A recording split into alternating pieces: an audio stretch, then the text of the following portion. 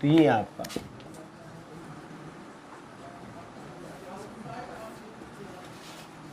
Series ये है, ठीक है।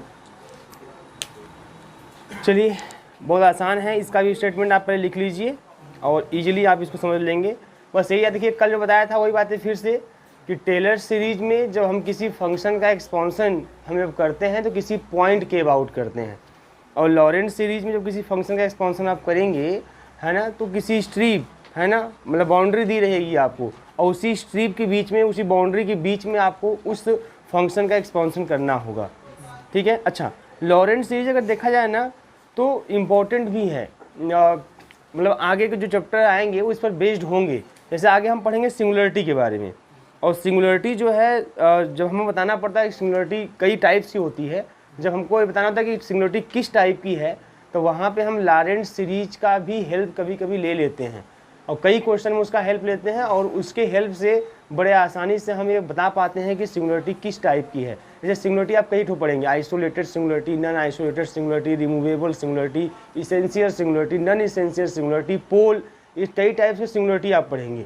तो उसको बताना होता है कि विच काइंड ऑफ सिंगुलरिटी, आपको क्वेश्चन दे देगा, बोलेगा विच काइंड ऑफ सिंगुलरिटी, तब ऐसे केस में जो है तो हम कई तरीके से सॉल्व करते हैं उसको, कई तरीका होगा उसको बताने का। तो उसी में से एक तरीका आपका लॉरेंट्ज सीरीज भी होता है, जिसके हेल्प से भी हम लोग क्या करते हैं, आसानी से बता लेते हैं कि हमारा जो सिंगुलरिटी है वो किस टाइप का है, वो पोल है कि वो एसेंशियल सिंगुलरिटी कैसा है, वो बता लेता है। तो इसलिए आप जो ये सीरीज रहेगा इसका मान लीजिए यहाँ तो जो चीज़ें है ही वो है ही, लेकिन आगे इसका यूज कहीं ना कहीं मैं करूँगा, ठीक है। तो ये चीज़ है, देखिए यहाँ पे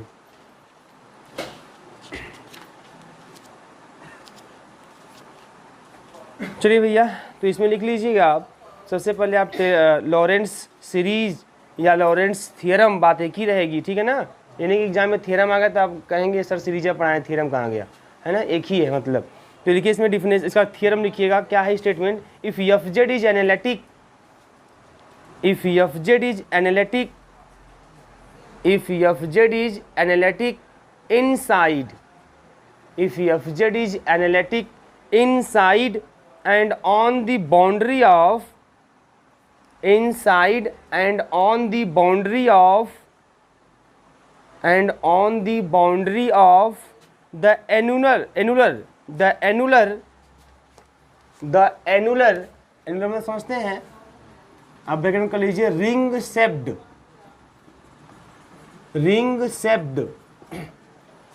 इसको बोलते हैं एनुलर।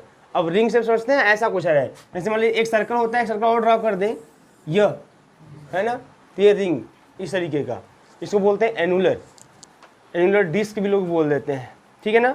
लिखा आपने एनुलर ब्रैकेट में ring shaped bracket close, region capital R, annular region capital R, annular region capital R, bounded by two concentric circles, bounded by two two concentric समझते हैं ना, एक ही सेंटर वाला संकेंद्री, two concentric circles C1 and C2, capital C1 and capital C2, concentric circle C1 and C2 of radii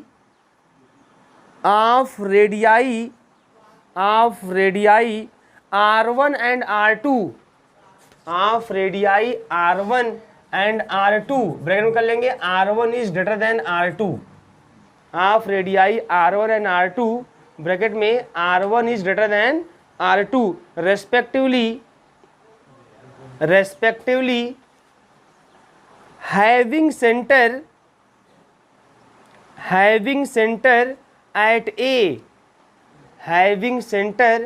at A for all Z in capital R, having center small a for all Z in capital R, then Fz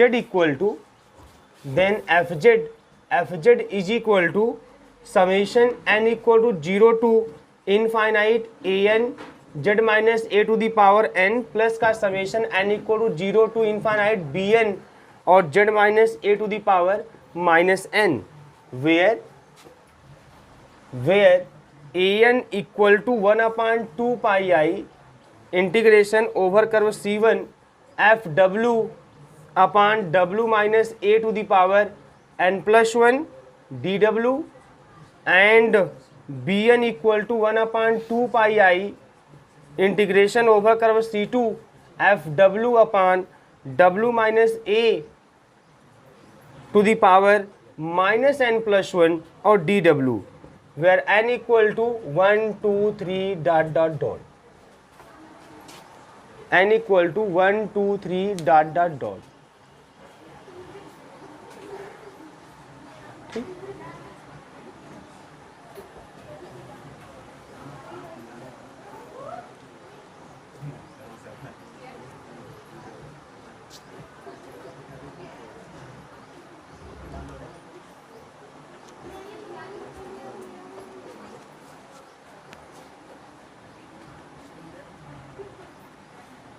ठीक है भैया, clear?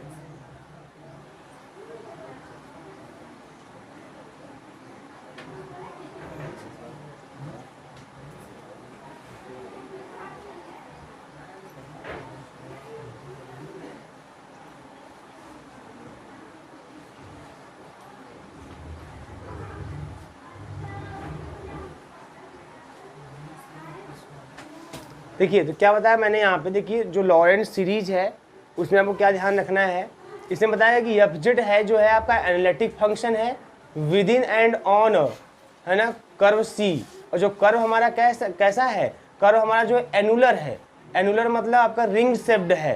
ठीक है, ring shaped है, वो भी कैसे बना है, वो बना है दो सर्कल से, जिस सर्कल का नाम दिया है C1 C2 और उनके रेडियस क्या है R1 R2, और दोनों सर्कल जो है कंसेंट्रिक हैं। कंसेंट्रिक मतलब आपके संकेंद्री हैं। ठीक है, और C1 का रेडियस R1 है, C2 का रेडियस R2 है और R1 R2 से ग्रेटर है। ठीक है, मतलब अगर मैं फिगर यहाँ पे ड्रॉ करने जाऊँ तो फिगर देखिए आपको कुछ ऐसा बनेगा। ठीक है, एक सेंटर में ले लूँगा और सेंटर और एक सर्कल और इसी सेंटर पे एक सर्कल, मतलब दोनों सर्कल सेंटर एक ही मानेंगे। आप सही से बनाएंगे, थोड़ा सा पास हो जा रहा है। ठीक है, तो ये इस तरह से या यहाँ पे। ठीक है, अब जो रीजन हमारा R है वो ये वाला है जो इनके बीच में है, ये आपका रिंग शेप्ड रीजन है। ठीक है, यह एनुलर रीजन कहलाता है। ये रीजन हमारा R है और सेंटर क्या है, A है, और इस सर्कल का नाम C2 है, इसका नाम क्या है, C1 है। ठीक है, इसका नाम C2, इसका नाम क्या है, C1 है। अब क्या करेंगे, यहाँ पे इसको आप इससे मिला दीजिए तो ये रेडियस हो जाएगा R2 और इससे मिला दीजिए रेडियस क्या जाएगा R1, और R1 इज ग्रेटर देन क्या है, R2 है। ठीक है, और हमारा जो फंक्शन एफ जेड है वह इस एनुलर रीजन में, वह इस रिंग शेप्ड रीजन में हर पॉइंट पे क्या है, हर पॉइंट पे एनालिटिक है। For every Z in are मतलब आपका कौन, वही रीजन, आर मतलब यहाँ पे क्या है, रीजन। ठीक है ना, तो हमारा जो एफ जेड है वह एफ जेड इस रिंग शेप्ड रीजन में, इस एनुलर रीजन में हमारा जो एफ जेड है, जेड के हर वैल्यू पर क्या है, एनालिटिक है, इसमें एनालिटिक है। ठीक है, ऐसा। अब देन अगर ऐसा कंडीशन होता है कि इस एनुलर रीजन में हमारा एफ जेड आपका एनालिटिक है, सेंटर ए है और दो सर्कल से बना हुआ है एनुलर रीजन, है ना, उनके रेडियस R1 R2 है, तब ऐसे फंक्शन का जब एक्सपांसन करेंगे तो एक्सपांसन आपको इस तरह से मिलेगा।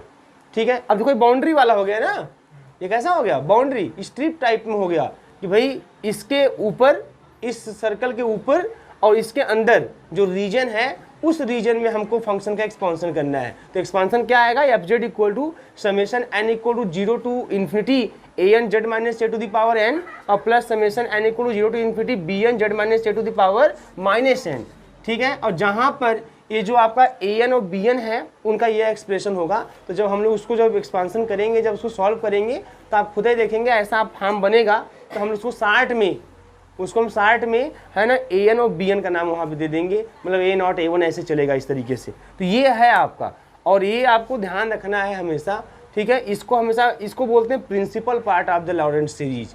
ये जो निगेटिव वाला टर्म होता है ना, ये निगेटिव वाला टर्म है क्योंकि माइनस एन है, माइनस एन है पावर में, तो इसको बोलते हैं principal part of the Laurent series. और इसी प्रिंसिपल पार्ट का यूज जो है हम लोग सिंगुलरिटी को डिसाइड करने में बहुत जगह पे करते हैं। ठीक है, तो वहाँ पे जो क्या होता है, फंक्शन का एक्सपांसन करते हैं, और फंक्शन जब एक्सपांसन करते हैं तो निगेटिव टर्म अगर मौजूद रहता है, अगर निगेटिव टर्म मौजूद रहता है तो हम लोग बोलते हैं, उसके अकॉर्डिंग ही बोलते हैं सिंगुलरिटी किस टाइप की है। तो निगेटिव टर्म भी देखते हैं कितने टर्म हैं, क्या टर्म फाइनाइट टर्म है, निगेटिव टर्म की जो फाइनाइट टर्म है कि इनफाइनाइट टर्म है कि है ये नहीं है ना। इस 3 आधार पर हम 3 तरह की सिंगुलरिटी के बारे में बताते हैं। ये चीज़ें आगे आपको बताएंगे हम, लेकिन जब भी principal part of the Laurent series की बात आएगी तो आपके दिमाग में ये वाला एक्सप्रेशन आना चाहिए कि जेड का निगेटिव टर्म, ठीक है, इस तरीके से। तो ये आपका जो है लॉरेंट सीरीज, ये फिगर आप बना लीजिए, फिर तुरंत आपका कार्यक्रम चालू करते हैं। कीजिए,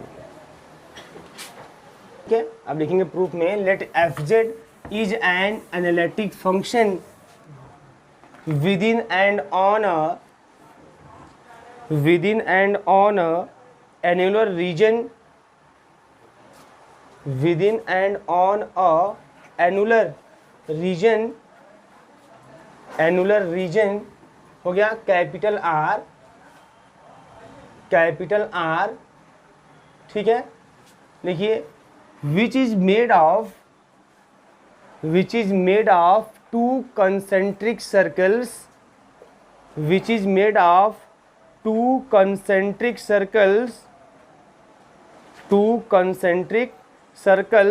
C1 and C2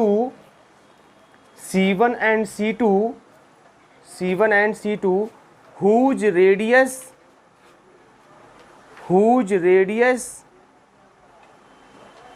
are R1 and R2 respectively, whose radius are R1 small r2, R1 and R2 respectively, and center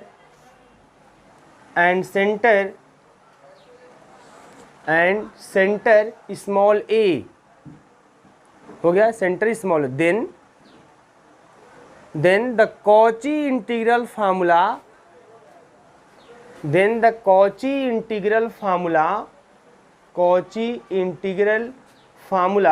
for double connected region, हो गया, region is given as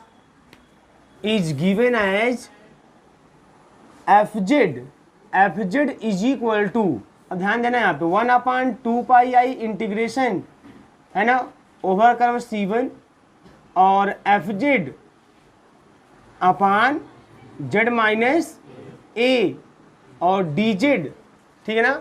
अब माइनस ठीक है, माइनस क्यों कर बताता हूँ अभी आपको। 1/2 इंटीग्रेशन C2 मतलब ओवर द कर्व C2 और fz upon z minus a और dz, ठीक है।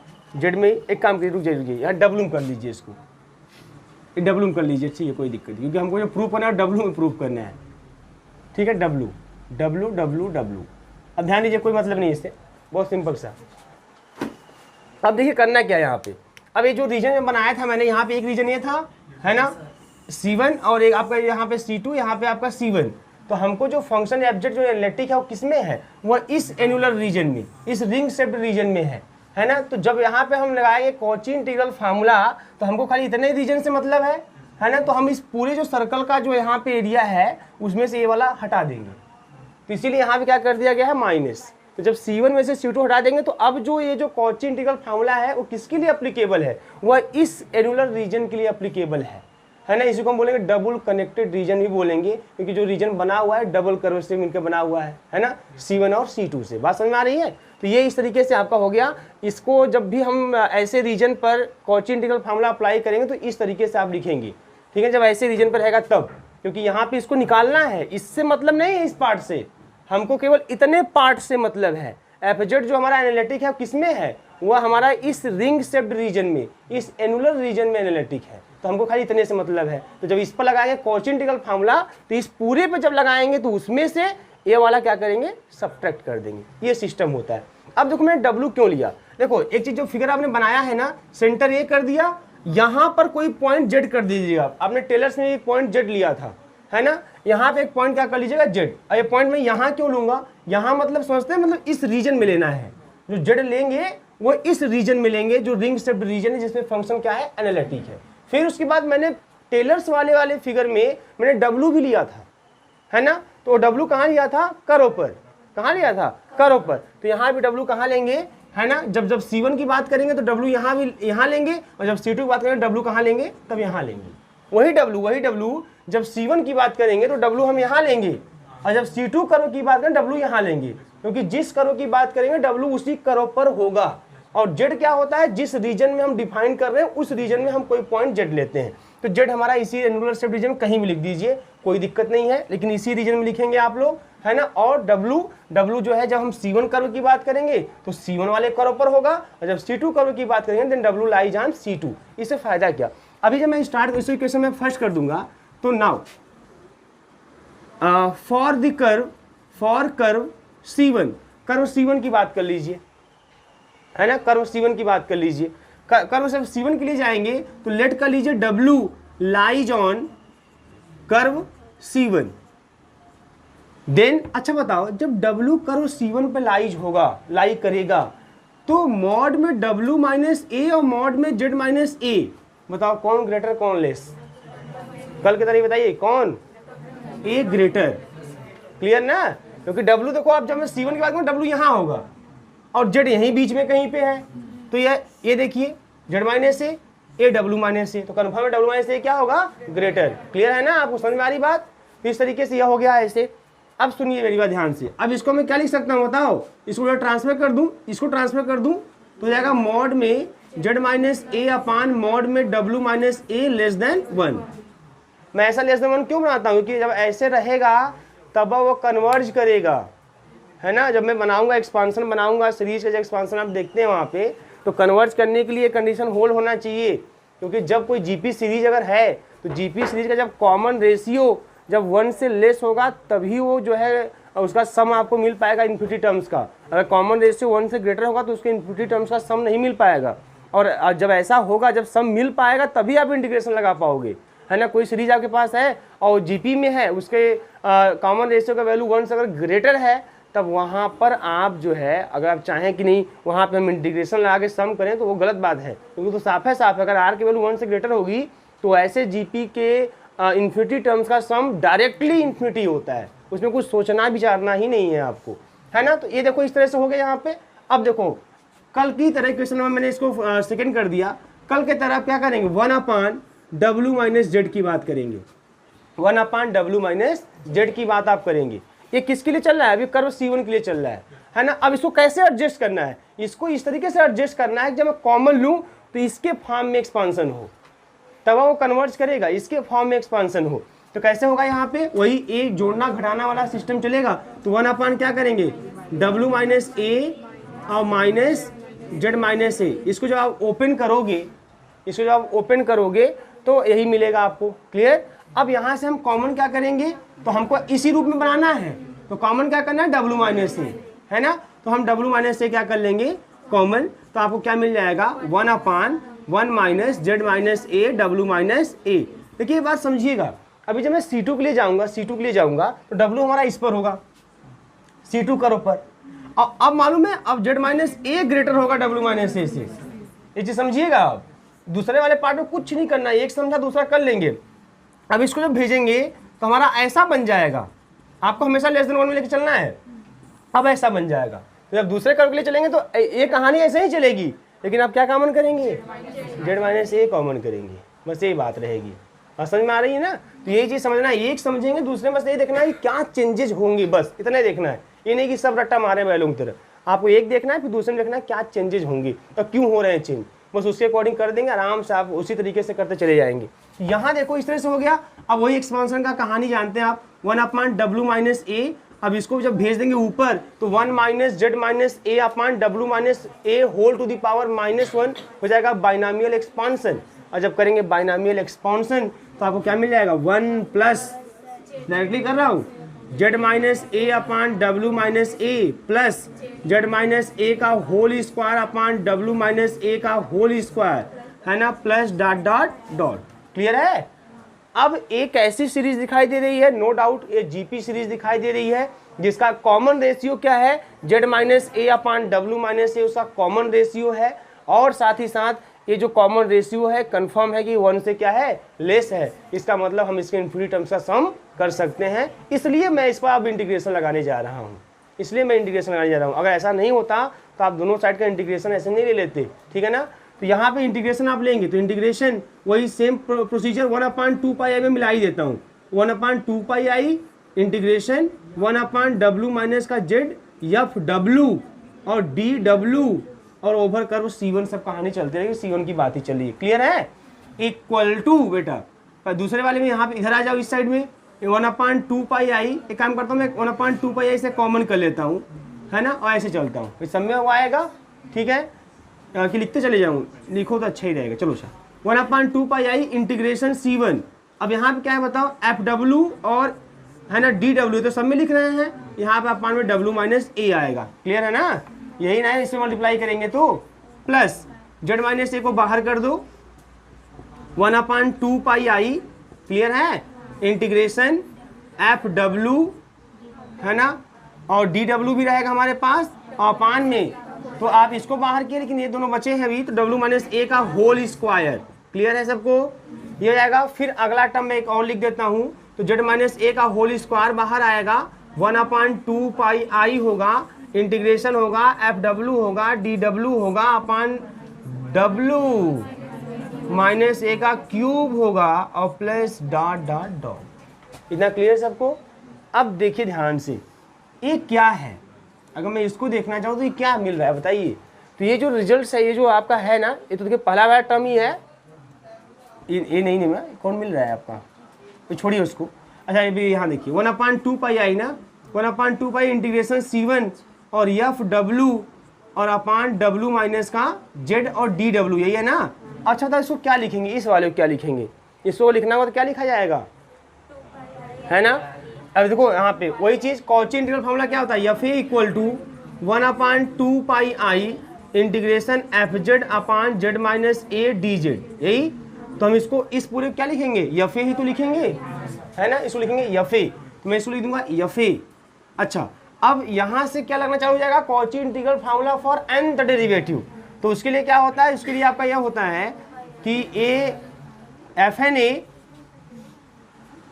अपान फैक्टोरियल n, है ना, मैं 2 में इधर छोड़ के रखा हूँ, और Z minus A to the power n+1, ये होता है। तो अब देखिए यहाँ पे n+1 से जब कंपेयर करोगे दूसरा टर्म, तो यहाँ पे मिलेगा 1, भाई n+1 equal to 2 then n equal to 1, तो यहाँ 1 हो जाएगा, 1 मतलब कि यहाँ फर्स्ट डेरिवेटिव। तो यहाँ क्या लिखेंगे मालूम है, प्लस का Z माइनस A रहेगा बेटा, है ना, और इस पूरे को हम क्या लिखेंगे, इस पूरे को हम लिखेंगे जो है F' A, है ना, F' अपान फैक्टोरियल n, तो फैक्टोरियल मतलब 1 काम खत्म हुआ उसका।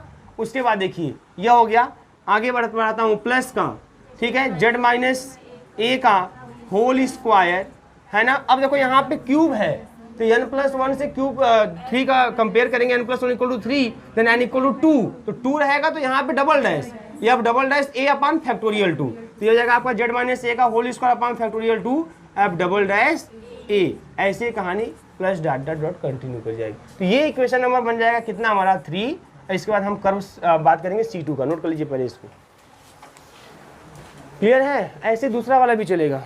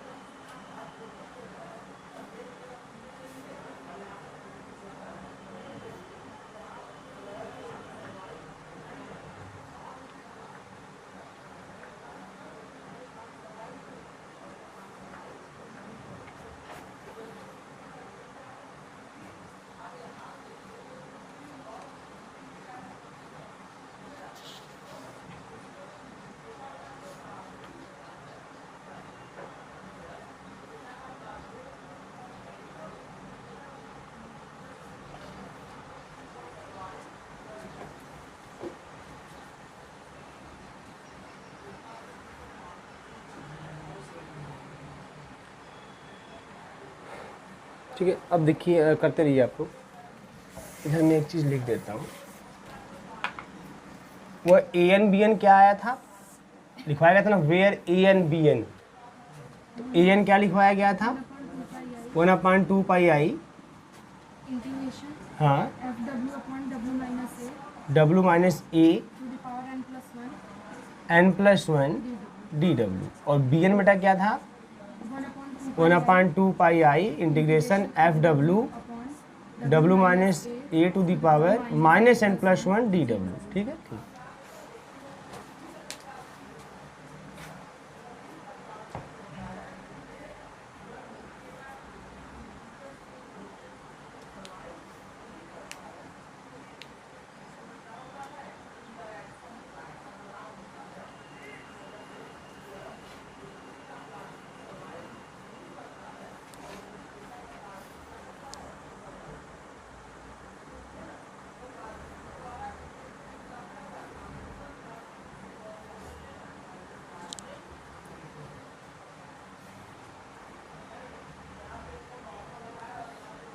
क्योंकि देखो हमको lastly result A N B N के टर्म में लाना है, इसलिए ए एन बी एन हमेशा दिमाग में रहे कि ए एन बी एन है क्या हमारा।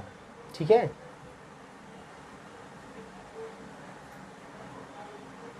लिख लिया। अब ध्यान दो, अच्छा अगर मैं इसको एक तरह से और भी लिख लीजिए, आर करके मैं लिखूँ इसको 1/2 पाई आई, ये तो मान लीजिए ऐसे हो गया। अभी मैं इसको मैं अगर ए एन बी एन के टर्म में लिखना चाहूँ तो लिख सकता हूँ, ये देखो ध्यान से, डी डब्ल्यू। तो देखो यहाँ पे अगर मैं इसको ए एन के टर्म में लिखूँ तो मान लीजिए एफ ए के टर्म में हो गया, या ये एफ ए के टर्म में हो गया, जैसे टेलर्स एक्सपांशन चलता है। अगर मैं उसे इस टर्म में लिखूँ, इसके रूप में लिखूँ तो लिख सकता हूँ नहीं, बताओ, देखो ध्यान से कंपेयर करो, यहाँ से इससे इसको कंपेयर करो, इस वाले को ही कंपेयर करो, इससे इस वाले को क्या करो आप, कंपेयर करो। तो देखो क्या मिल जाएगा, 1/2 पाई आई है, एफ डब्ल्यू भी है, और w माइनस ए भी है, डी डब्ल्यू भी है, लेकिन यहाँ पर n+1 है पावर, और यहाँ पे पावर 1 है। भाई कुछ नहीं तो पावर 1 ही बोला जाएगा ना। तो n+1 इक्वल टू, अगर 1 तो n इक्वल टू क्या, 0। इसका मतलब कि अगर ये है तो इसको मैं लिख सकता हूँ a0। देखो यहाँ जब n+1 है तो यहाँ लिखा गया है an, और यहाँ पे लिखूंगा 0+1 तब बना 1 आएगा, तो इसको मैं क्या लिखूंगा a0। तो इसको हम ऐसे लिख सकते हैं, क्या मालूम है, इसको इसने a0 लिख सकते हैं, नहीं लिख सकते, बताओ कहाँ से आ रहा है, ध्यान समझिएगा, बोलो, है ना। और प्लस का z माइनस का a, अभी मैं इसको लिखूं तब, अब यहीं से देखो कुछ नहीं करना है, 2 है यहाँ पे, 2 को लिखूंगा 1+1, तो n की वैल्यू 1 होगी, तो यहाँ रख देंगे a1, तो a आपका a1 z माइनस a, ठीक है। और प्लस का फिर अगला वाला बताओ, है ना। तो यहाँ पे ये रिजल्ट देखो, यहाँ पे जो रिजल्ट है हमारा, अभी इसी को इतने को देखो, यही वाला, ये हो गया ना, ए वाला बचा है z माइनस ए का होल स्क्वायर, और ए पूरा इतना कंपेयर करो, तो यहाँ 3 है, तो 3 equal to n+1 then n equal to 2, तो यहाँ पे जाएगा a2 z माइनस ए का whole square plus dot dot dot, है ना। तो ये आप कर लीजिए इस तरीके से, तो इसको इस रूप में भी लिख सकते हैं। अब आगे देखो, अब मैं इसको मिटा रहा हूँ, देखिए ये क्वेश्चन फर्स्ट पढ़े रहने दीजिए, अब मैं इसको मिटा रहा हूँ। फैक्टोरियल तो जब मैंने इस रूप में लिखा तब ना फैक्टोरियल आया, बात समझ में आ रही है। जब मैं इस रूप में लिखूंगा तब फैक्टोरियल आएगा, और जब मैं डायरेक्टली इसको कंपेयर करूंगा तो फैक्टोरियल कोई नाम निशान नहीं आएगा, वो सीधे a0 a1 के टर्म में आ गया ना। फैक्टोरियल तो जब हम कॉची इंटीग्रल फार्मूला के हेल्प से जब इसके रूप में लिखेंगे, टेलर्स के रूप में लिखेंगे, तब फैक्टोरियल आएगा। लेकिन जब हम a0 a1 के टर्म में लिखेंगे तो फैक्टोरियल कोई चांस नहीं है, वो साफ साफ उतने आ रहा है। यहाँ पे कॉची इंटीग्रल फार्मूला नहीं लगाना है, जो लिखा हूँ ये कॉची इंटीग्रल फार्मूला से कंपेयर नहीं किया हूँ, ये सीधे सीधे an से कंपेयर किया हूँ। तो an से कंपेयर करने पे जो भी a0 a1 a2 आया वो लिखते चले गया हूँ, है ना, इस तरीके से। अब हमारा दूसरा कहानी, अब हम कर्व C2 की बात करेंगे, है ना। तो हम क्या करते हैं, let W lies on curve C2, lies on curve C2। अगर W कर्व C2 पर लाई करे तब क्या होगा बेटा, तब बताओ, जब C2 लाई करेगा तो W माइनस A जो है और Z माइनस A है ना, इसमें से A लेस हो जाएगा, क्लियर है ना। क्योंकि W Z कहाँ था, Z जो है इस रिंग के बीच में था, यहाँ पे था। अब W कहाँ लेना है, अभी यहाँ लिए थे तो भाई ग्रेटर था, लेकिन जब W यहाँ लेंगे तो लेस हो जाएगा। तो W minus A less than mod Z minus A. तो यहाँ से मालूम क्या मिल जाएगा आपको, यहाँ से मिल जाएगा, मैं इसको उधर भेज दूँ, तो यहाँ से जो है W माइनस ए हमेशा लेस देन 1 बनाना है, याद रखिएगा, Z माइनस ए और लेस देन 1, ऐसा न्यूमेरिकल में लगाएंगे, हमेशा लेस देन 1 बनाना है, क्योंकि लेस देन 1 होगा तभी आप उसका सम कर पाओगे, तभी वो सीरीज कन्वर्ज करेगा, कन्वर्ज करने मतलब तभी आपको उसका सम मिल पाएगा, अदरवाइज नहीं मिल पाएगा। इसलिए हमेशा लेस देन 1 का कंडीशन लगाना है। तो ये इधर भेजेंगे तब लेस देन 1 आएगा, इसको इधर भेजेंगे तो ग्रेटर देन 1 आने लगेगा, है ना, तो हमको इसको इधर भेजना है, ये हो गया। अब इसका मतलब सोचते हैं, इसका मतलब अब हमें जो वही 1 अपान जो W माइनस का Z है, इसको ऐसे लिखना है 1 अपान W माइनस ए और माइनस Z माइनस ए, है ना। और अब हमें क्या कॉमन करना है, अब हमें क्या कॉमन करना है, हमें कॉमन करना है माइनस का 1 अपान Z माइनस ए। जब बेटा ये कॉमन करोगे तो देखो क्या मिलने वाला है, आपको मिल जाएगा यहाँ से 1 minus W minus A upon Z minus A. Clear है, ये माइनस कॉमन कर लिया हूँ तो ये प्लस ये माइनस में चला जाएगा। अब इसको भेज दो ऊपर, तो minus 1 upon Z minus A जब भेज दोगे ऊपर तो 1 minus W minus A upon Z minus A to the power -1। अब लगा देंगे बाइनोमियल एक्सपेंशन, तो यहाँ से मिल जाएगा -1 अपान Z माइनस का ए, ध्यान दीजिएगा, और यहाँ से लिखेंगे कितना मालूम है 1 plus W minus A upon Z minus A plus W minus A का whole square upon Z minus A का होल स्क्वायर और plus dot dot dot. Clear, इस तरीके से। अब चूंकि सीरीज कैसी होगी, कन्वर्ट सीरीज होगी, जीपी सीरीज है और उसका कॉमन रेशियो भी क्या है, लेस देन 1 है, इसलिए इसका सम कर सकते हैं, इसके इन्फिनिटी टर्म्स का सम कर सकते हैं, मतलब इसका इंटीग्रेशन कर सकते हैं आप, है ना। तो आइए इंटीग्रेशन कीजिए इसका। तो आप मालूम क्या लिखेंगे, इसको ऐसे लिखेंगे इंटीग्रेशन 1 अपान 2 पाई आई, अब कर्व C2 और 1 अपान W माइनस Z FW और DW, ऐसा ही सब में मल्टीप्लाई करो, 1 अपान 2 पाई आई या C2, और देखिए माइनस रहेगा बेटा, माइनस है यहाँ पे ना, माइनस रहेगा, और आपका मिल जाएगा FW DW Z माइनस का A, मिल जाएगा Z माइनस का A। अच्छा, अब आगे देखिए यहाँ पे क्या मिलने वाला है आपको, फिर -1 अपान Z माइनस, अच्छा वो भी लिख देते हैं, वो माइनस का 1 अपान 2 पाई आई, है ना। अच्छा, अब ध्यान दीजिएगा, हम क्या करेंगे यहाँ पे, किसको बाहर निकालेंगे, तो अब यहाँ पे आपको जो लेके चलना है Bn वाला फॉर्म, आपको Z माइनस ए को ही बाहर निकालना है, क्योंकि Bn वाले में भी W माइनस ए है ना। तो मैं क्या करूँगा यहाँ पे, तो क्या बाहर निकलेगा आपका Z माइनस ए का होल स्क्वायर, है ना, इंटीग्रेशन, गड़बड़ हो रहा है क्या भाई,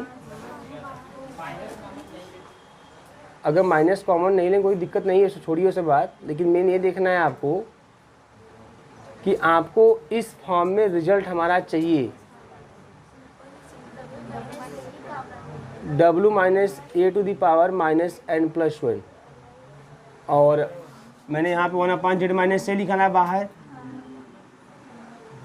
कोई दिक्कत नहीं है, ठीक है, चलने दीजिए, कोई दिक्कत नहीं है, सही चल रहा है, आप इसको एडजस्ट कर लेंगे बाद में, कोई दिक्कत नहीं है। यहाँ हो गया ना यहाँ पे, अब बताओ क्या मिलेगा, FW इस वाले टर्म में आ गए ना, कहाँ पे आ गए हम लोग, ए वाला हो गया, दूसरा वाला लिखने चाहते हैं ना, ये बाहर W माइनस ए रहेगा, है ना, FW DW, कोई दिक्कत नहीं, लिख लीजिए आप C2 प्लस, और लिखिए, फिर रहेगा माइनस, क्योंकि माइनस आगे है 1 अपान 2 पाई आई और Z माइनस ए का क्यूब, ये नहीं मिलेगा, और यहाँ से मिल जाएगा इंटीग्रेशन C2, और क्या मिल जाएगा आपको, है ना, W माइनस ए का होल स्क्वायर FW और DW और plus dot dot minus dot dot dot.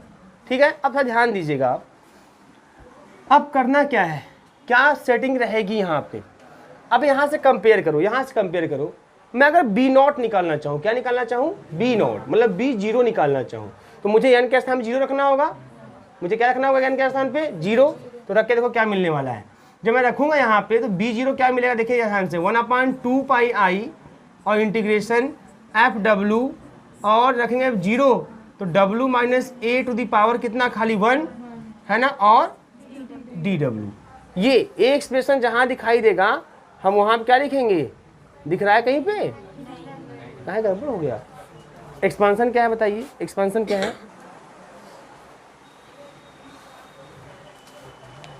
तो इसको आप इस तरीके से जो है मैनेज करेंगे और हो जाएगा, कोई समस्या नहीं।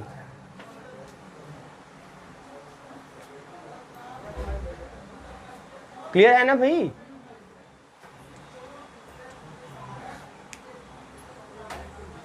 यहाँ तक तो सब क्लियर ही था, कोई दिक्कत इसमें है नहीं। और इसको B1 लिखा गया है, आप देख रहे हैं जेड माइनस ए को बाहर निकालिए, इसको B1 लिखिए, क्योंकि अगर B1 चाहिए तो यही बस रख दो, यहीं पे आप n के स्थान पे 1 रख दोगे, B1 तुरंत मिल जाएगा, जो मिलेगा वही यहाँ बचा हुआ है। फिर 1 जेड माइनस ए का होल स्क्वायर बाहर कर दो, और फिर जब B2 चाहिए तो यही n की जगह 2 रख दो, तो जो भी आएगा n की जगह 2 रखने पर वही देखो यहाँ बचेगा, वही बचेगा यहाँ पे, है ना। तो इसलिए आप ऐसे लिखते चले जाओगे, कोई दिक्कत नहीं आएगी आपको। बस यहाँ पे प्रॉब्लम बस यही था कि n = 0 कर दिया था वहाँ पे बुक में, बट n = 1 से स्टार्ट होता है।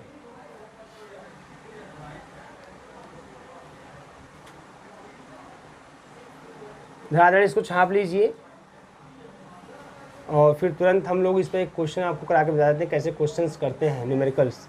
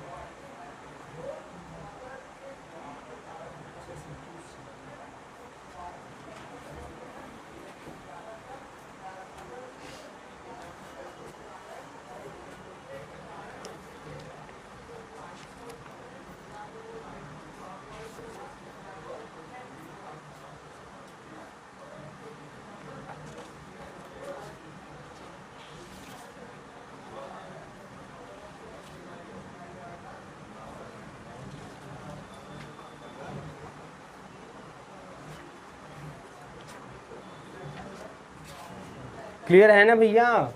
कर लेंगे ना? हाँ, यही समस्या आ रही थी तो वो समस्या मैंने दूर कर दिया आसानी से।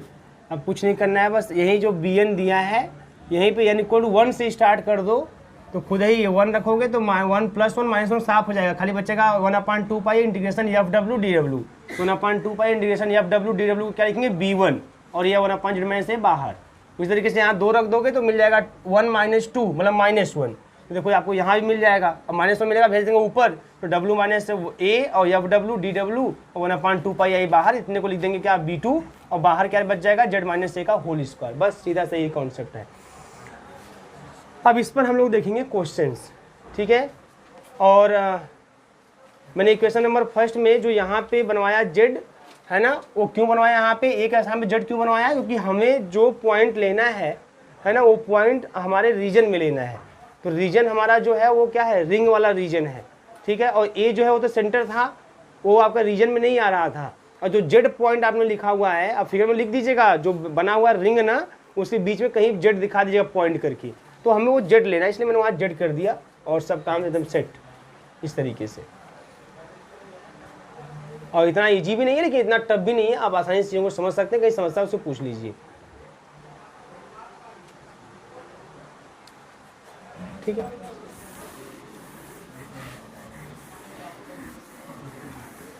अब देखो जो न्यूमेरिकल्स है ना, न्यूमेरिकल्स कैसे हैं यहाँ पे? बहुत इजी न्यूमेरिकल्स हैं और बहुत सिंपल तरीके से कर सकते हैं। बस आपको कॉन्सेप्ट क्या ध्यान रखना है, वो आप ध्यान दीजिए कि किस कॉन्सेप्ट से हम क्वेश्चन को अपने सॉल्व करेंगे। जैसे देखिए बेटा, यहाँ पे यही क्वेश्चन मान लीजिए दे दिया आपको, क्वेश्चन लिख दीजिए। क्वेश्चन दे दिया मान लीजिए एक्सपॉन्ड, क्वेश्चन कर दिया कि एक्सपॉन्ड कीजिए। किसको एक्सपॉन्ड कीजिए? बोल दिया जेड स्क्वायर माइनस का 3z + 2 को एक्सपॉन्ड कीजिए। किस रीजन में? इन रीजन। मान लीजिए पहला दे दिया कि mod z < 1 में आप एक्सपॉन्ड कीजिए। दूसरा दे दिया कि आप इसको एक्सपॉन्ड कीजिए, इस रीजन में एक्सपॉन्ड कीजिए। तीसरा आपको दे दिया कि आप इस रीजन में एक्सपॉन्ड कीजिए। और चौथा आपको दे दिया कि आप इसको जो है इस रीजन में एक्सपॉन्ड कीजिए, ठीक है। अब ये क्वेश्चन है और इसको हम लोगों को करना है। अब देखिए किस तरीके से आप इसको मैनेज करेंगे और क्या तरीका होगा इसको करने का, ठीक है। अब बहुत आसानी से, चलिए मैं एक आपको बता देता हूँ, आपको ध्यान दीजिएगा तो क्या तरीका होगा करने का इसको। अब देखो यहाँ पे ध्यान से, सबसे पहला काम तो देखो यह रहेगा ना कि इसको, ये जो आपका एफ जेड है, ध्यान दीजिएगा, जो हमारा एफ जेड है जो कि है 1/z² माइनस का 3z प्लस का 2, इसका फैक्टर कर लेंगे आप। जब ऐसा फैक्टर करेंगे क्या मिलेगा मालूम है आपको, z माइनस का 2 और z माइनस का 1, यही नहीं मिलेगा फैक्टर इसका। फिर कर लेंगे इसका पार्शियल फ्रैक्शन। क्या कर लेंगे? Partial fraction. पता है कैसे करेंगे पार्शियल फ्रैक्शन? बोलिए। z minus 1 minus z minus 2 अगर करोगे आप, और z माइनस का 2 और z माइनस का 1, तो यहाँ से आपको मिल जाएगा, कैंसिल हो जाएगा 1/z माइनस का 2 और माइनस 1/z माइनस का 1।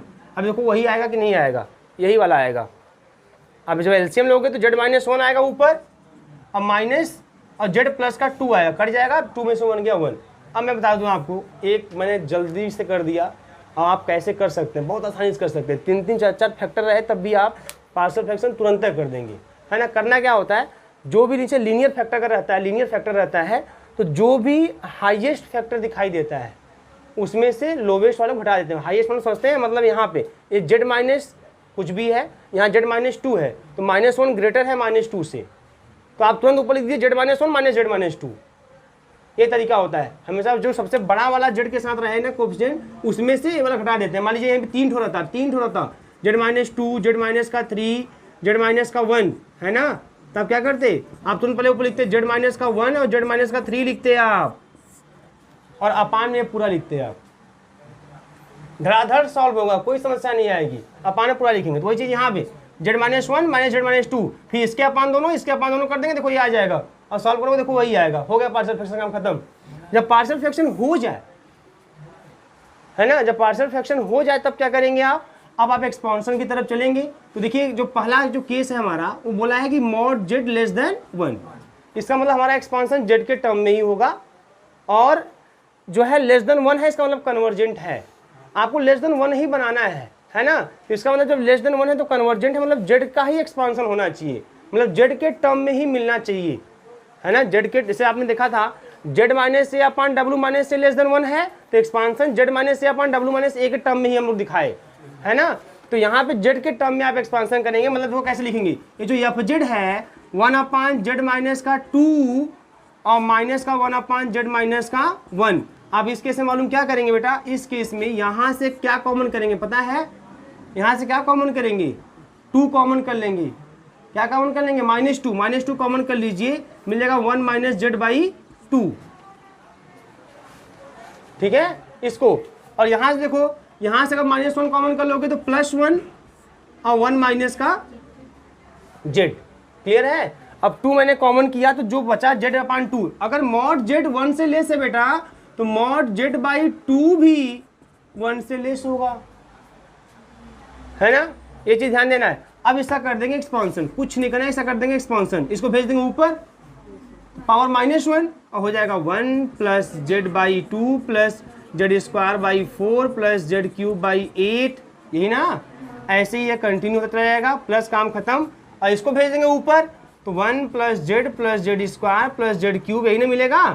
बस आप क्या करना है मालूम है, आप एक काम कीजिएगा, इसके बाद इस 1 में से -½ हटा देंगे, +½ हो जाएगा।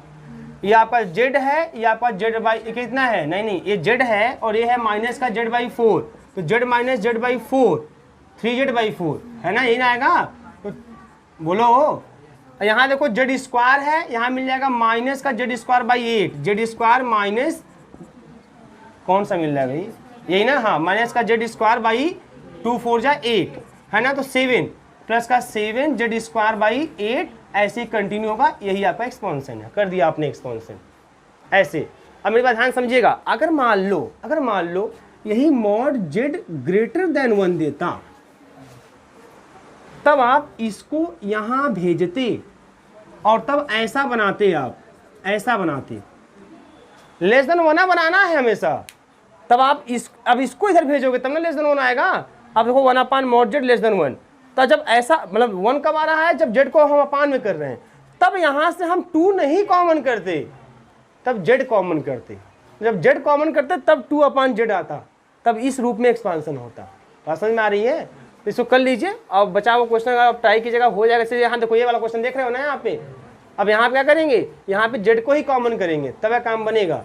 तो ट्राई कीजिएगा, नहीं आएगा तो फिर हम बताएंगे आपको। कल एक दिन और लेते हैं, क्वेश्चन कराते हैं इस पर आप लोगों को, ठीक है? कर लीजिए